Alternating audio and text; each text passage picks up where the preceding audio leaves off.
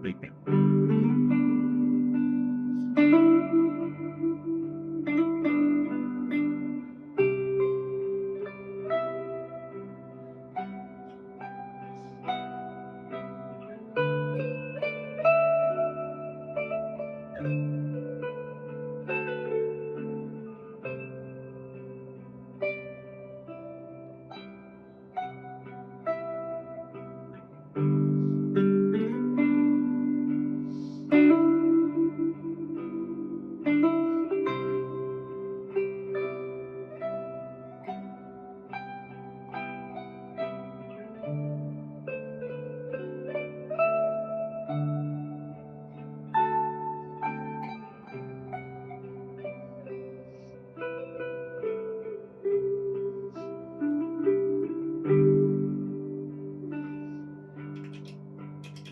Oh, so.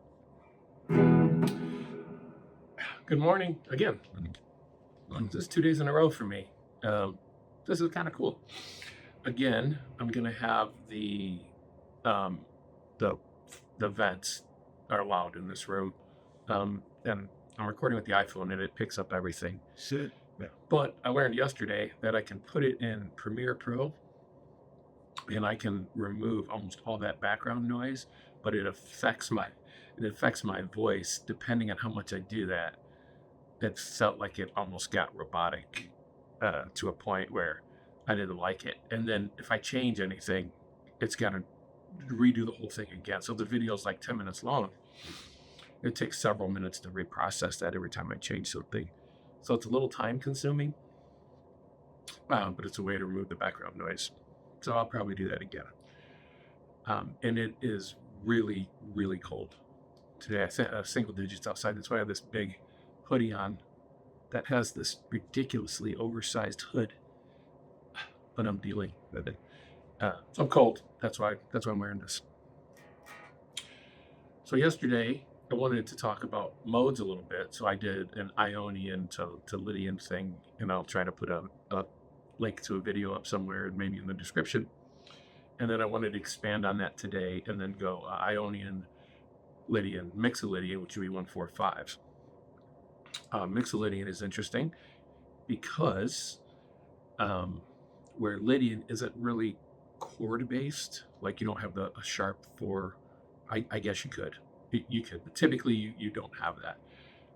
But a Mixolydian mode, which is the same as the major scale, except it has a flat 7, is a dominant 7 chord because it has a major third and a minor 7th. So this would be the that would be the dominant 7th chord, and that's the Mixolydian note there. So that would be it. So kind of contrary to the Lydian mode, where it's not necessarily chord tones, you're kind of passing on these tones that are not quite chord tones and they're pretty dissonant. Mixolydian is still a little dissonant, but they are chord tones. So you would play that. That's the most popular, I think. It's definitely the most popular mode, especially if you're playing rock or blues. There's going to be a lot of dominant 7th chords. So technically, you can play the Mixolydian outside of the key if there's a dominant. So if the whole thing is dominant 7th chords, which sometimes is true, you can play the Mixolydian on all those chords.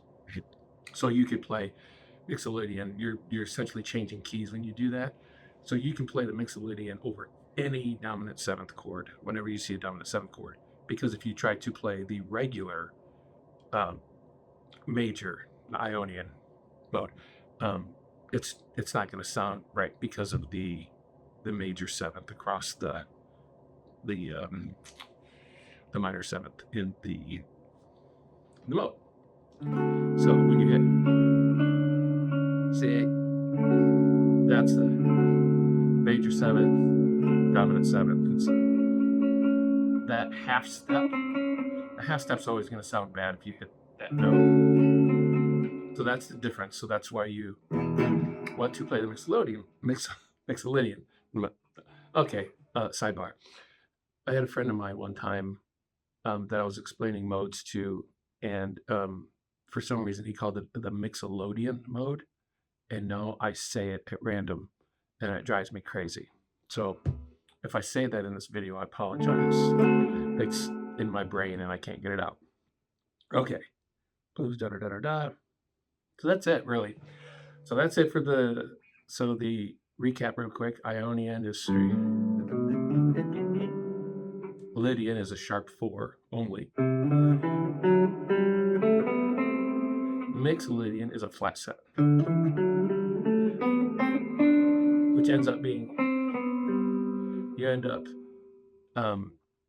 so the Lydian mode, you're passing on the 7th of the 1. In Mixolydian, you're messing around with the 7th of the 4. That's that flat 7 is the 4. So just know that like that's kind of highlighting the chord beneath it. And that's really it. So I have another loop, a bar of G, a bar of 4, the C, but a major 7. So that's where we're using Mixolydian. I want to spice it up a little bit. Then Mixolydian for, I can't remember if it's 1 bar or 2 bars. And then I think we go back and hit the 4 again, and it back going.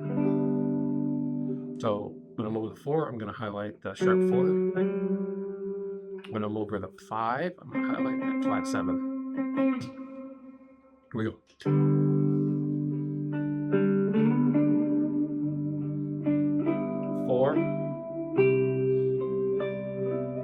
Here's the Lydian.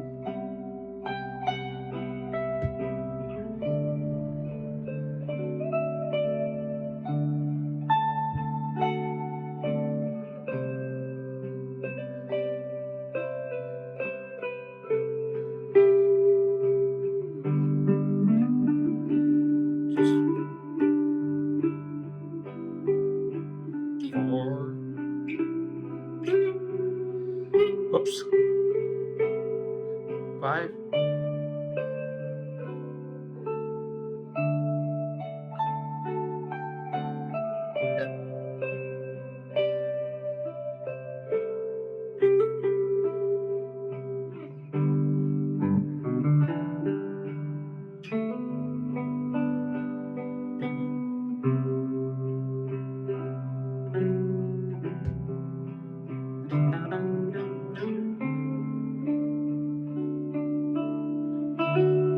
You see I landed on that 7. I rested there too long and it sounded bad.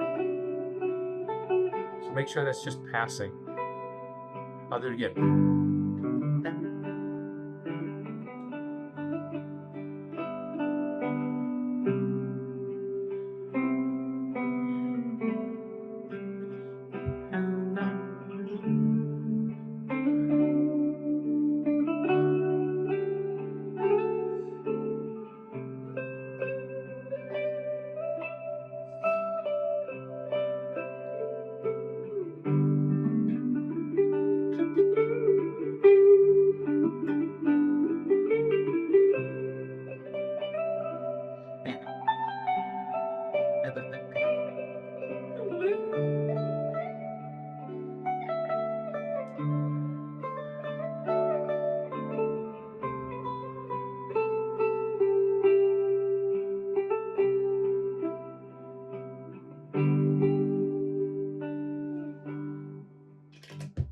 Pretty sloppy there, but you get the point. G, and then over the D, over the C, and make sure you hit that. And then when you're over that D, that's 7, but because it's the C, you can almost use that as like a leading tone right? So if you're in this D, and you go into the C, you can kind of go to it early before it comes back. Let me show you that. So you're doing that D, you're in Mixolydian. The 7 is the C, and if you're going back to the 4, you can lead to that, and then that's what I would do. I would go to it early, and then I would drop to the 7th of that, since that's a chord tone, and then rest on there. Do that real quick. Okay, G.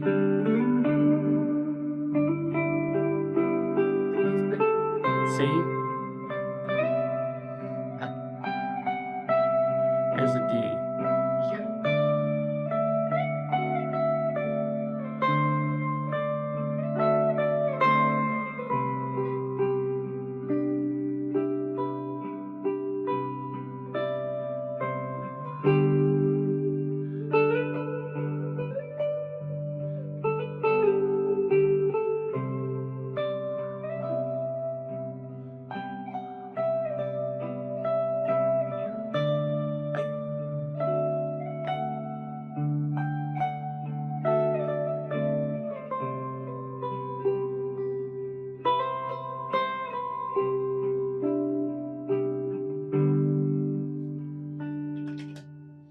Various levels of success of hitting that right. I would definitely practice that, and then on that 4, on the 4th beat, I would slide down to that, and then when it picks up,